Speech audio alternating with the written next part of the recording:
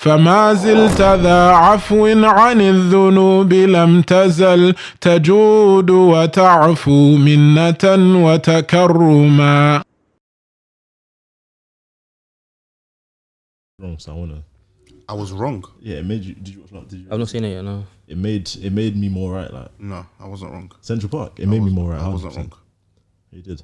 Nothing. I forewarned what happened. Nothing I said contradicted anything that happened there. No, but your position. No. Are we recording, by the way? Yeah, we're We recording. are. Oh. This might not stay. No, I might move it. But yeah. I forewarned. No. No, it's how no. You just said no. How no? Because what I said was that it was just adab. There wasn't. I don't think there was anything wrong with being kind to your neighbor. I didn't say go and sing the national anthem. What did I say? What did you say? What I said That if you start with that position, it's going to lead to more nonsense. Is that there's no benefit to it. You're feeding into this thing where masajid and Islamic organizations start feeling a responsibility to do statements or celebrity style statements, and it started off with one mosque does this, the next the jump from there to there is idiotic though. But imagine it would have sounded idiotic. Well, were you saying that it's okay to say rest in peace? They didn't say rest in peace. They passed their condolences on to the royal family. Oh. That was it.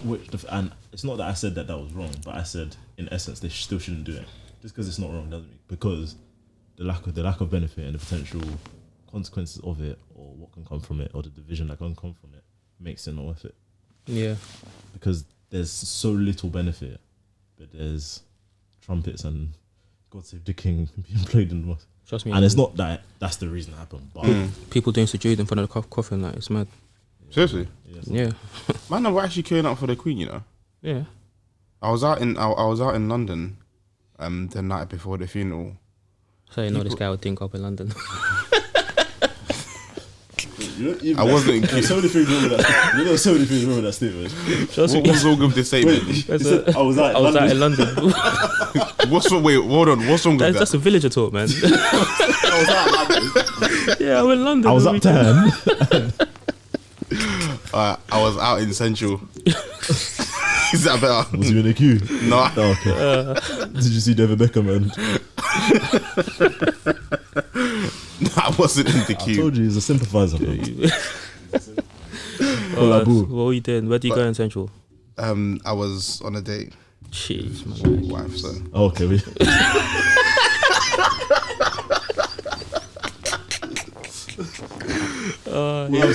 my wife. It sounded weak. On a date. I was actually, man. Yeah, but people were actually queuing up. I'm starting this podcast with. They were queuing for like 14 hours, isn't it?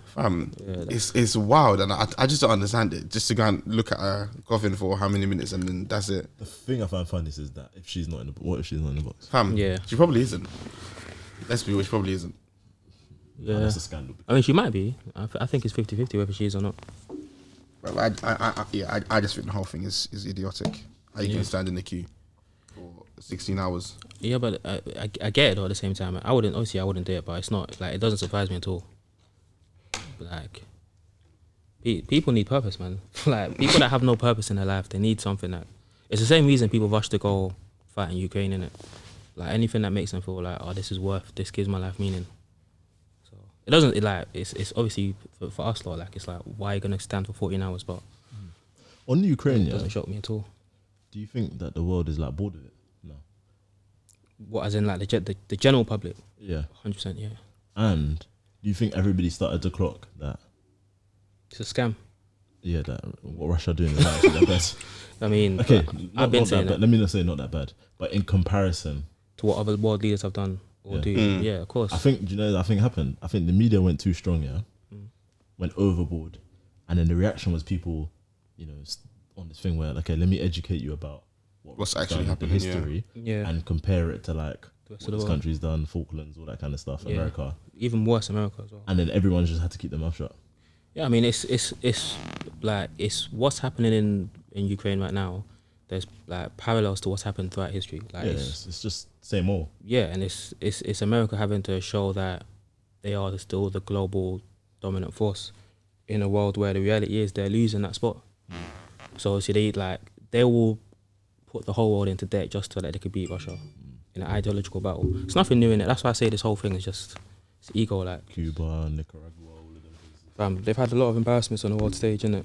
Vietnam. So, but yeah, man, it's a big like scam in it, like. But it's politics, man. Assalamu alaikum warahmatullah. Welcome back to Jollof After Jummah episode 68. 68. Yeah, hope you're all doing well. Bit of housekeeping, obviously. Please do subscribe to the channel, like the video, and leave a comment, even if it's just for the Appreciate algorithm. the comments you made on the last episode. So Yes, keep doing that Barakallahu feekum to all of you who commented and liked. Keep it up for the algorithm. for the algorithm, isn't it? Instagram as well, obviously. Please follow, interact with our stories, share, all of that good stuff. Just post the link in your group chat. You don't even have to say words, just copy and paste it. Anyways, moving on. I think we're gonna keep it quick again. Yeah. We'll see anyway. We'll see, inshallah. Alhamdulillah, we've got a special guest making his 2.5 appearance. Second official. Second and a half. Second official.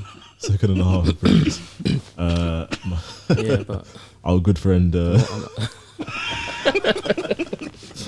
you want to explain why is No,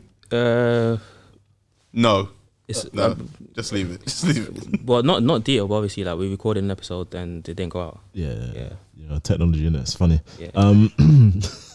Human technology as well. Yeah, human technology, whatever that means. Yeah, man.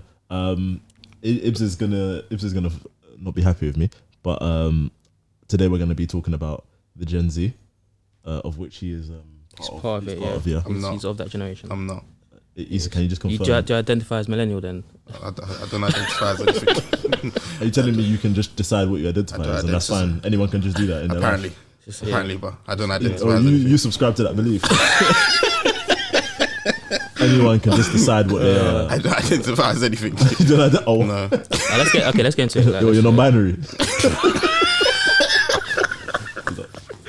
Sit on, proud Ibs, non-binary Ibs. Okay, cool. For context, Ibs. Yeah, I guess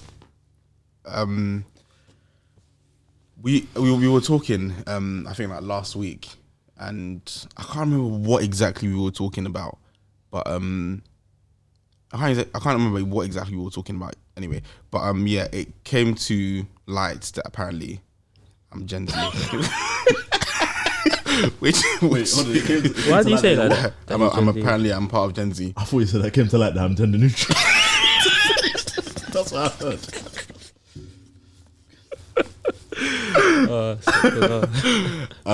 But yeah, apparently I'm part of Gen Z, which I don't believe in or claim This makes sense. in any capacity. Explains a lot. I don't think I have any similarities with anybody born like after the year 2000. Gen Z is 2000. Yeah, I don't think I have No, I think it's 97. 97. two. What's after? Well, I think it's like Gen Alpha after Gen Z. I don't know when they I started. don't know. Probably like 2008 or something. Yeah. But I don't think I have any similarities to anybody born maybe in the year 1999. I don't think I'm similar to them in any way, so I don't claim that at all. But essentially, It's just like it's just literally just. it's a grouping for the year you were Yeah. born. But yeah, Do like statistical analysis and that stuff. When, when PS5. Anyway, Yeah. I feel like anyway, the reason I guess I don't agree with that or claim that generation at all is because I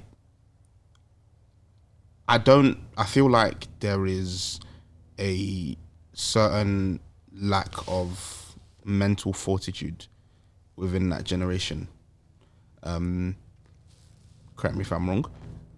Yeah, I don't know, it's weird. I just feel like the world that I guess I don't even know if to say the world that we grew up in and the world that we grew up in is slightly different in the way in terms of just the way society is now. You know, we're in an era of inclusion where, you know, everything has to be for everybody, and, you know, if something isn't going right in your life, it's okay to just quit rather than just, you know, sticking it through. The amount of people that are on medication for things like anxiety and depression skyrocketing. You know, like even people I see every day, every day, depression. But yeah, I just feel like that generation has just a certain lack of, you know, just like mental toughness, and I think it's even like become a thing where, you know, like asking people to just like, you know, just deal with it is now a bad thing. And like, you know, you can't, if someone is struggling with something, you know, you have to help them out mentally. Don't that sound so mad? I have to help. Oh, I'd have to help you out. No, not necessarily. It's not going where I thought it would. I'm not necessarily saying that you can't help people, but I feel like that in itself, that's telling people, you know, like just deal with it, is I don't know if to say there's a stigma around it, but it's basically you can't tell someone nowadays to just deal with something. Well, it depends what you're telling them to deal with, innit? Of course, it depends on what you're telling them to deal with, but yeah. Also, a lot of them are just dealing with it as well. That's the thing. Like they will be dealing with it, and then eventually they go. And to be honest, with drugs. I'm not. Oh, that's true. I'm not speaking about only Gen Z, by the way. I'm not speaking only about them. Where did this come from, though? Just general, like this idea. Or what's giving you that perception?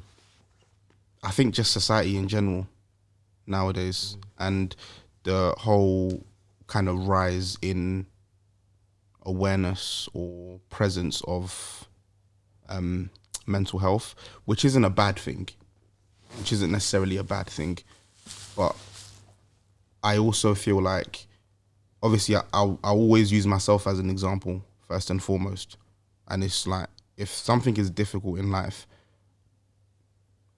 just deal with it and keep on moving.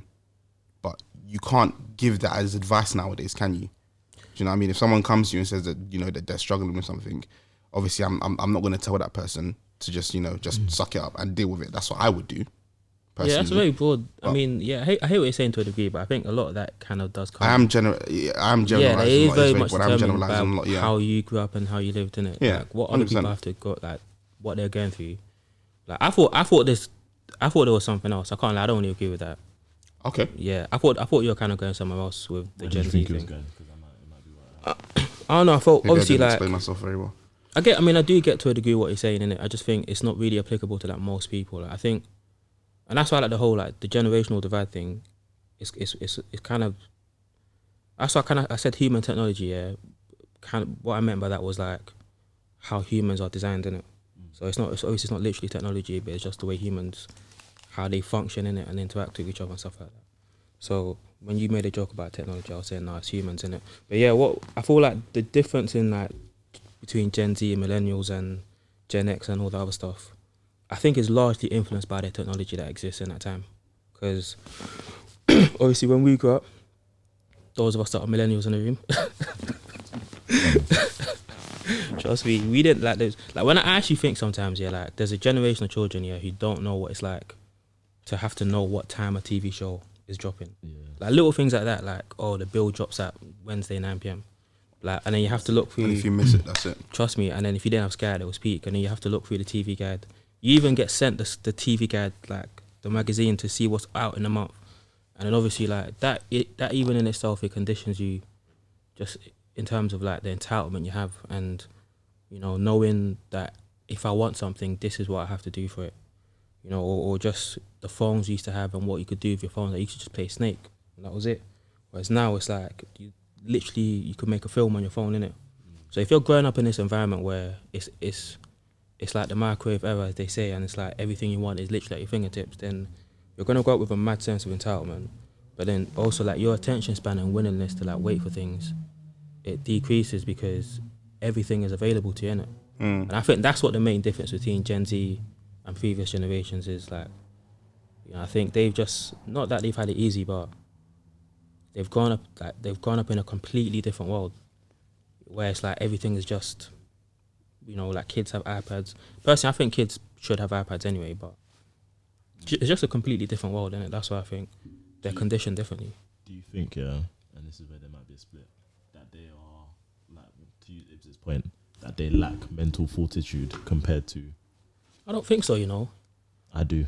because you know why I say that. Yeah, like they how they see the world is different, innit?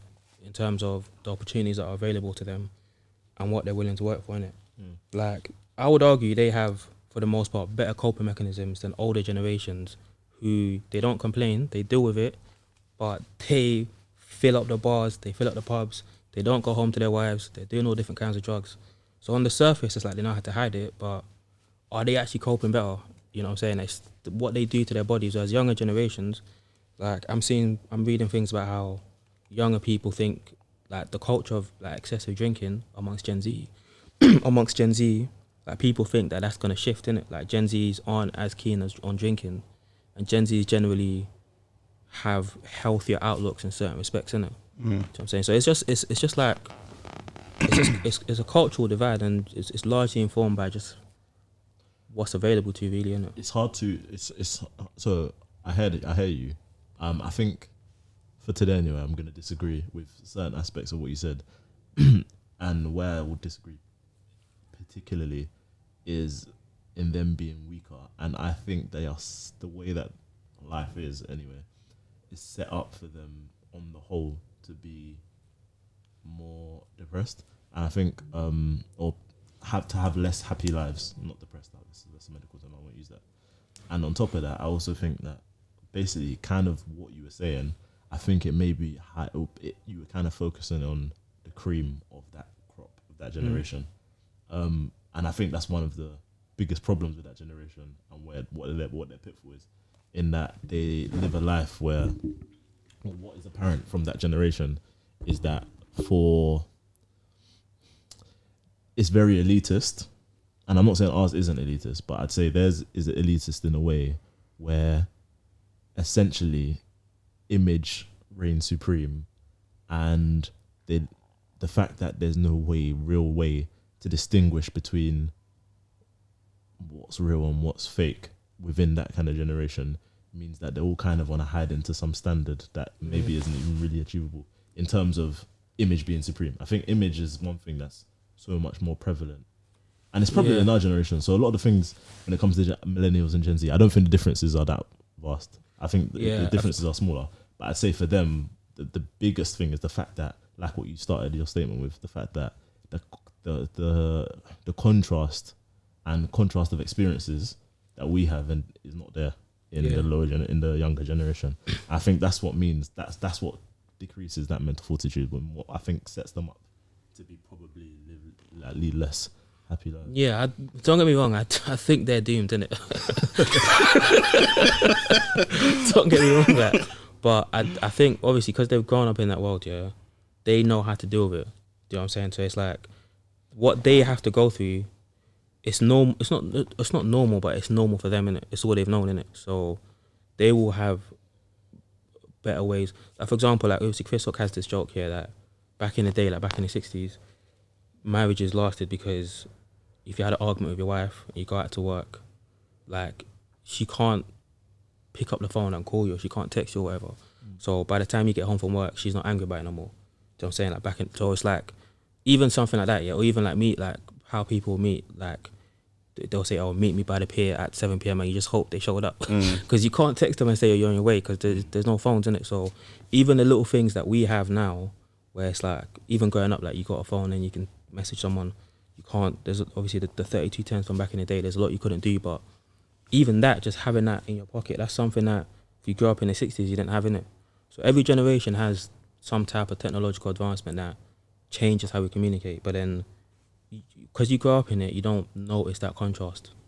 Whereas someone that didn't grow up in it and is now looking at it, they notice it and it's like, well, like, you know, we never had that, and it's like that's why it feels like such a big deal to you because you never had it. Do you know what I'm saying? But if you grew up in it, then that's why when I said children should have iPads, yeah, because it's not a special thing to them. Like if every child has an iPad, then it's like having a pen. Yeah, do you know what I'm saying? They're not going to look at it like, oh my god, I got an iPad. Whereas if you saw iPads come into existence, the idea of having one as a child, it's like, wow, I never had that. But it's just going to be a thing, innit? Do you know the difference though? iPad, what an iPad can do and what a pen can do, factually are just so much different. In that the iPad can open you up to so many things. So when it going back to the millennials Gen Z thing, yeah, I actually think that, and kind of bringing the Islamic kind of context towards it, I actually think the biggest pitfall is the lack of morality in that generation. In that they live in a world where essentially, I think like what's preached in modern day is that freedom of speech and human rights and the right for human to kind of be who he wants is the moral compass. But because the fact that skews that and that changes literally on a day-to-day basis, it means that in terms of finding peace and internal peace, or something to lean on, which all humans need. Alhamdulillah, we have Islam. What we lean on, I think last week we mentioned something like the Sharia doesn't change in a subject. Yeah, them not having something like that means that they're constantly going to be in a cycle of for real. Just debating, arguing, moral dilemma, and they're just and it's just going to lead to corruption. I do also feel like with the way technology is advancing as well, and like you mentioned about them having technology at their fingertips, it doesn't, to an extent, I don't think it equips them to actually deal with the real world. Because, fair enough, you've got all this technology at your fingertips, but if you wake up and you go to work and, you don't like your boss or you're having a difficult day at work, you can't just quit because you have to pay the bills. Sometimes you have to have difficult conversations, and I feel like having the technology and them being so wrapped up in, like you mentioned before about what's real and what isn't, doesn't actually equip them with the necessary skills to deal with the real world as it is, because the way that life is on the internet and on social media is completely different to what life is like in real life. Should I give an example? Like Prophet Muhammad sallallahu alaihi wasallam, in his generation and what happened to him when they were born, he went to live with Halima Saadia, and where did they live? Like in the barren lands, and they were kids, and even like with the story of when the story of Angel Jibril coming and opening his chest. When you look at that story, like the context of that story, they're essentially kids. Like there's no parents, there's no adult around. They're kids in, I don't know, by a river or something, or by in some sand dune somewhere, doing whatever. Like they're essentially kind of living within themselves, kind of. So if, for example, some little kid or bigger kid comes and pushes them to the floor, or punches them, there's no repercussions, and because that's the standard of life, how it is there. Obviously I'm speculating a bit, but just that type of land, or think of the playground, it's the same kind of thing. You kind of have to learn that sometimes there's a pecking order. Sometimes that kid might just be bigger than you and you can't do anything about it. Or if you want to do something about it, maybe you have to team up with people. Do you know what I mean? You learn that you have to kind of have real life solutions, real life ways to deal with real life issues and circumstances. And in life, and that's the best preparation for actual life, because these are the type of when you boil it down, these are the type of lessons that you can apply to any situation in life. However, when you learn something online or you learn something through the internet, those type of interactions are not the type of interactions you can apply to any situation in life. They only apply there. But when you try and bring that, to the playground. But they're going to live in a metaverse, don't you know? This is all soon when we stay in the real world. Trust me, these men are planning to coke out. But I definitely agree with that. I think that whole culture of, everyone, just do you, like individualism, identify however you want. That's the scariest thing about what I see with Gen Z in it, and just this idea that, just not wanting to step on anyone's toes ever. And I think that's just not this. You can't, you just can't live like that, innit? But I think it's definitely going to take older generations, parents and whatever, siblings, and to guide and steer people. But I do think it is definitely the cream of the crop for the most part. Especially you look on social media, it just looks as if there's people are just, with young people in particular, just live in a completely different world. Do you know, example, yesterday I went to pick up some trainers, so in JD, and I'm there, and then while I'm waiting for them in the stock room, I overhear there's like two staff members talking. This is JD down in Peckham, and these are think one of them's a bit older, one's like a middle-aged kind of woman. And they're talking, about like, one of he's saying, oh yeah, I'm gonna trade in the car. I'm not really in for the 4x4s anymore. And he was like, oh yeah, I'm gonna get this and he was like, oh yeah, I'm gonna get a BMW 4 Series. And I remember 4 Series Grand Coupe or something. And then he was like, what do you drive in? She was like, still have the X6. I was in my head, I was thinking, how they got that? I'm working JD. And this is no offense, but you work in JD. You're trapping. And no, but the thing is, like, let's go with the assumption. The thing is, let's go with the assumption that they're not trapping. Cool. But it's like, is that what you should be spending your money on? And the two of them, but it's like, why is that weak? no, but in a world, where you can have essentially the best whip car that's available, the same car that Ronaldo drives is the same car that this 17-year-old is the same car that this 17-year-old driving. 2 seconds, let me come. Yeah.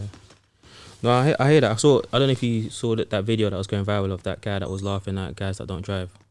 Yeah. There was a video and people were saying that it's likely that he might drive a nice car, but everything else is slums, that he's living with his parents. He can't afford anything. The thing is, so like going back to the, and that's not even kind of what I was driving, but we're in a world here where you can do a retail job and have the same car that, the CEO of HSBC or whatever is driving.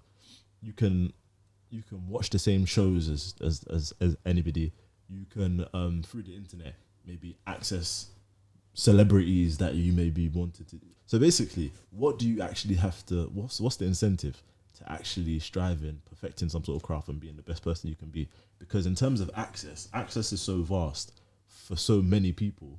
Honestly, we're just talking about kind of Western world, that the lines between those who have excelled and those who haven't are quite minimalistic. And when you go into all of these people, it's surface level, but remember, this is like it's all for the image, innit? Yeah. So that's ticking the boxes, and that's like a bubble. It's like any bubble, like it will eventually burst, innit? But it's just setting the world up to be so like fake. Like, no, it's true. Yeah, that's like. Yeah, no, I hear you. So it is an interesting one because like even at my company, like we got quite a new recruits that's fresh out of university, and the way they communicate, it always fascinates me. Like even like when some of them speak to me on Teams, like I'm used to like when someone emails you asking to do something, or when someone messages you, you respond to them with words saying will do, thank you, whatever. Like the amount of times people just thumbs up me, like like to ask them to do something and they just give me thumbs up, and I'm like, what does that mean? Like thumbs up emoji, and I'm like, is this how, like, when you're not, this isn't WhatsApp, like you're at work, like how you. But I saw someone say like eventually like they could see a world where people speak with just emojis, like there's no more letters, just literally all communication is emojis. There's a laziness as well. On that as well, just in the generational thing, and I think this is a modern day problem. And I don't think this is just Gen Z. I think this is everybody. The fact that life has to be fair all the time. Like, when did this creep into the world? But I guess with technology, man. Do you know what it is? I think it's the explosion. And I think it's the thing that started more prominently in the media was with a woman thing, but is very much a man thing now as well. I think, you know what it is, it goes back to that point of access, innit? And, how much exposure we have. Like, we see certain parts of the world, like back in the day, like, you never knew, there was a whole, like, mysticism with, like, all the celebrities, innit? You weren't meant to know what, Will Smith or Brad Pitt or whatever, you're not meant to know what they cook in the morning and what their family lives and stuff, whereas that's been eroded. And now, even the most wealthiest people, like, their lives aren't as interesting. Like, imagine that you got 100 mil in the bank here and you're competing with someone that's got no one to show that your lifestyle's better than their lifestyle, because this person that grew up in the block just knows how to do social media. Some of these multi-millionaires are competing with people that have nothing, and it's like that access, it just makes everyone feel like, it goes back to your point about everything on the surface feeling attainable. I think with that, people kind of have expectations that they wouldn't have had previously, innit? Like you would have known that there's the disparity, but you would have never thought, you would have never felt to think like, oh, this is something I can attain, or this is something I should try to attain. Like I think that it kind of goes back to a point about people being set up to be miserable. Like, obviously, you work in pharmacy, yeah. Do you think there's an angle where they want to sell these drugs to people, like these depression pills and stuff like that? Do you know why I don't think that's the case? Because if they were, then they'd be more expensive. Like, as in, they're so cheap. Yeah, just Muslims. Yeah, like the idea of, I think it's an issue. This notion of every life has to be fair. I have to get my rights, type of thing. Within Muslims, it's so like contradictory to everything we're told in Islam. Yeah, that it's actually worrying. So, for example, in Islam, we'll be tested by, by a sign of high iman is fitna, is trials, and Allah says in many places, you'll be tested with things that affect you, your wealth, your fear, your happiness, that type of thing. Yeah, like, why are Muslims out here protesting about their rights or about the fact that they've been wronged for things that have been happening for generations, and sacrificing their iman and stuff like that to do so? It's so like backwards. It don't make sense. Yeah. And this don't mean like, You're talking about anything in particular, any type of exactly. No, this don't mean, okay. So if I make it specific, the specific BLM things, yeah. The BLM thing, I think, is heavily involved in this. I think feminism is heavily involved in this, because there's certain things that we have our rights to. For example, if people wanted to go up in arms, really make a big deal out of the fact that women aren't allowed to be educated. Islam tells us that women encourage us to educate. Are you talking about the situation in? I'm not talking about a specific situation. Okay. I'm using a generic example. Islam encourages us to. Islam says women should be educated, for example.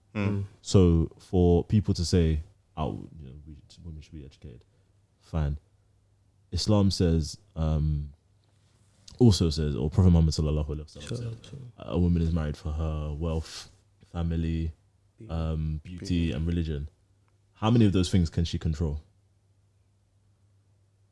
Religion. Beauty, maybe. Religion. So a lot Prophet Muhammad sallallahu alaihi wasallam told us to go and marry someone based on things that they can't control. So why are you going to complain about the choices of men, like or male like, yes. do you get what I mean? Yeah, they clip that though. Might have to cut that out. Do you get what I mean though? Yeah, no, why is for example, why do males prioritize? I'm losing this point because I didn't think I was going to get there. But why, I get what you're saying. I get what you're saying. I'm going to need to explain that properly. I might have to cut that. But I know what you're saying. Yeah. Like, So for anyway, why, if you're a Muslim sister, for example, you shouldn't be concerning yourself too heavily on the what your opinion of what men find attractive, for example. Yeah. I would argue it, even moving away from Islam, that you shouldn't do that anyway. Like, yeah, no, it's but aside, obviously our viewers are Muslims. Yeah. So I'm going to kind of give the message to Muslims. Same thing with Muslim men. If you're, we're told that we're told we should go out and seek the rizq from Allah. So we go out and make money. And that is something that, that's going to be attached to your status and attached to your, a position as a husband in a family situation. So how can you complain that she wants your money? That she wants your money? It's facts. Gender neutral and that. But it's like, but people are out here complaining. Oh, why is the value of my manhood dictated by how much money I make? Like, shut up. Is that like really common? Like, but if somebody, maybe more so in Muslim communities. No, but people say, so when people say don't post your wealth or something, because it contributes to this, or don't do this because it contributes to this. Basically, don't do something because it makes people feel like something. Yeah, that is a nonsense. But that is something that's like pushed. So, but because I think I was chatting to one of my brothers about it as well. Yeah, like, is it a common thing amongst Muslim brothers to complain about women wanting money? Like, I'm genuinely asking. Complain about mahar.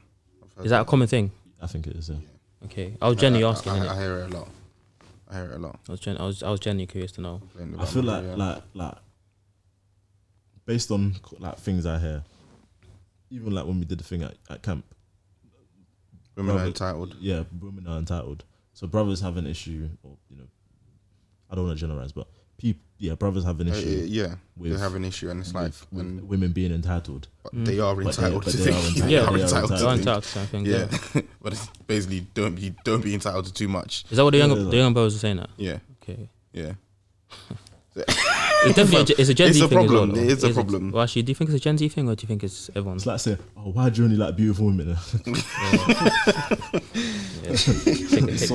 Take a stab in the dark. Yeah, yeah. And this, but the thing is, the modern society and modern society puts It encourages that, innit? not encourages, but it puts credence and it puts it validates these opinions and tells us that we need to hear these things out. Yeah. So you can't just say shut up. Yeah. And it goes back to what Ibs is saying. Yeah. And I guess it's kind of what you're saying.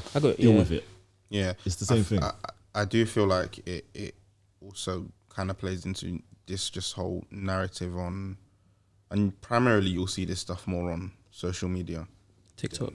Yeah, than people you'll talk to in real life. Because like you said, you might not have heard it as much. And it's just this whole, men versus women. And it's just because in the actual real world, you won't find these problems as much if if you're... You know what? Yeah, I think the young generation are gonna take that to the real world. I have no doubt about that. I have no doubt about that. But what I'm saying is, if you're approaching these kind of situations, like for example, let's take the matter for example. If you're approaching this situation in the correct way, you've spoken to Sisters Wally, you've had meetings with her, and you've been speaking to the sister for a certain amount of time, and then now comes talking about Maher. I don't think, and I'd like to think, that a sister isn't going to go and pluck a stupid figure out of the sky. Because you've been talking for a while, you've been getting to know each other. You yourself, someone of sense, you're going to gauge at least how much this person can afford. You're not going to go and pluck a nonsense figure out of the sky. But then when you're doing this nonsense on social media, because how can you be discussing Mara over DMs?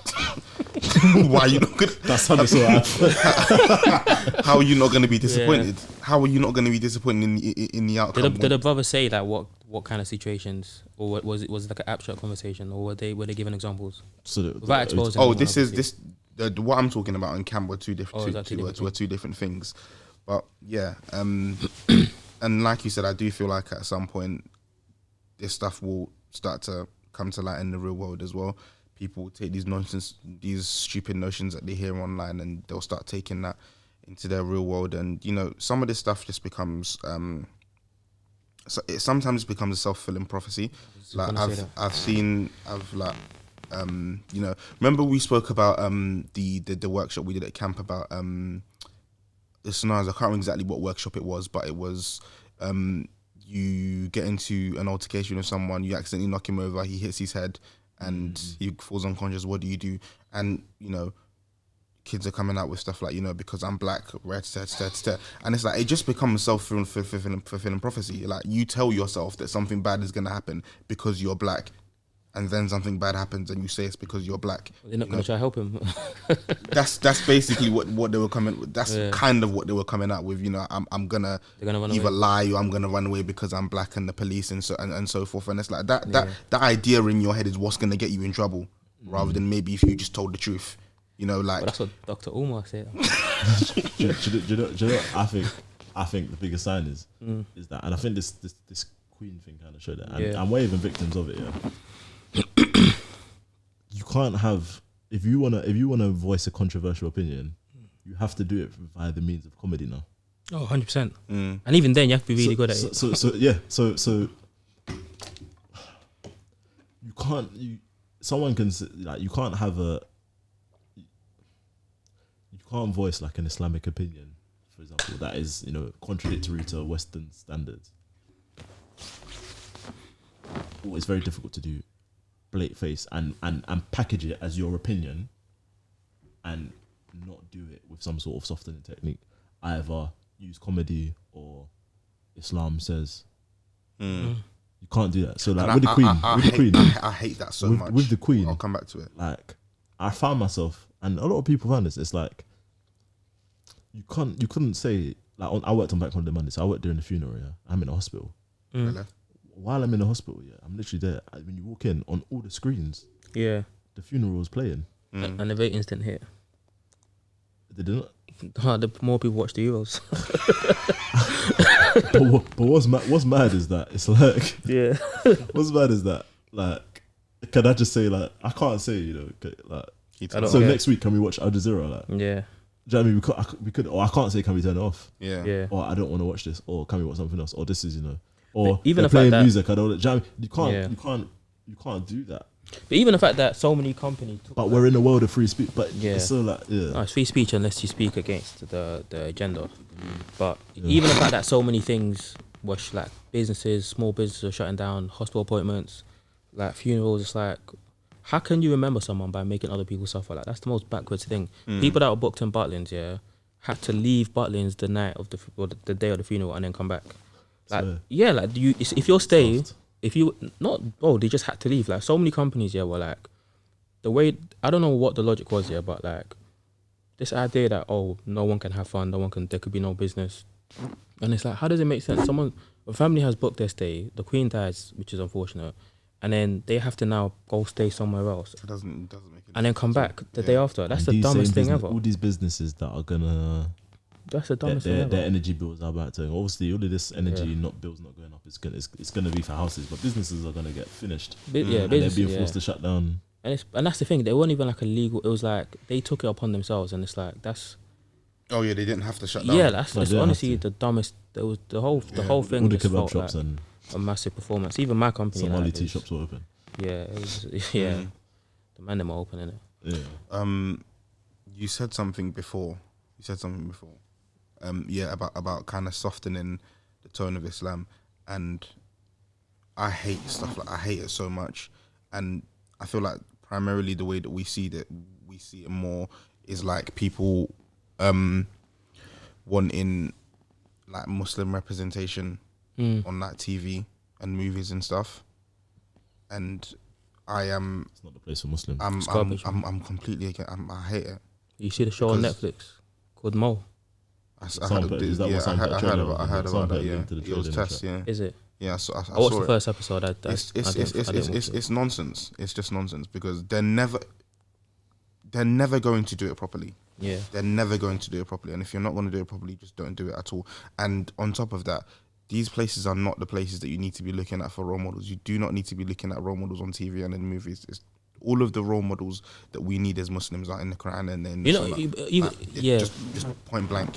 You don't need to be looking for role models in these other places. So yeah.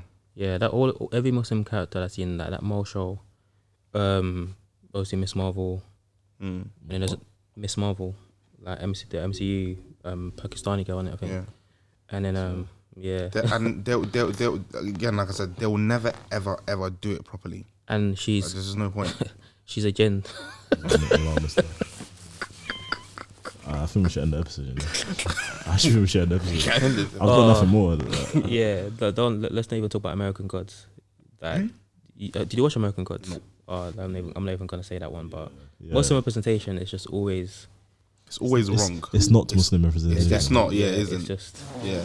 it's a softening. But you know, even with Hollywood, yeah, I've noticed that generally film, yeah, but like the narrative is the kind of, and it kind of goes back to the individualism point. Like all of these mainstream media, particularly Western media, there is, in my opinion, there is like a long-standing agenda to like destroy any sense of community. Like everyone create a sense of individualism, don't stand for anything. If people are united by religion, whatever that religion is, we have to destroy it. Like even films like back in the day, like Dirty Dancing, you know, that's a film, yeah, about this guy who grows up in like this Christian community where they don't believe in certain types of dancing in it because they feel like it promotes certain inappropriate acts, and even the dancing in those movies is like, it's such in today's world, yeah, we'll see like such tame dancing, but he falls in love with dancing, and then he goes against his strict dad, who's strict Christian. Yeah, they like And- to do that. yeah, and these are the movies they position religion as being Like it's anti, as just being anti. yeah, and it's like there's always someone trying to break away from the strict rules of religion, and that film is like seen as a classic, and it's like why is that one of your classics? Religious people are generally, in places where they're suffering, religion is what gives people the most contentment and the most happiness.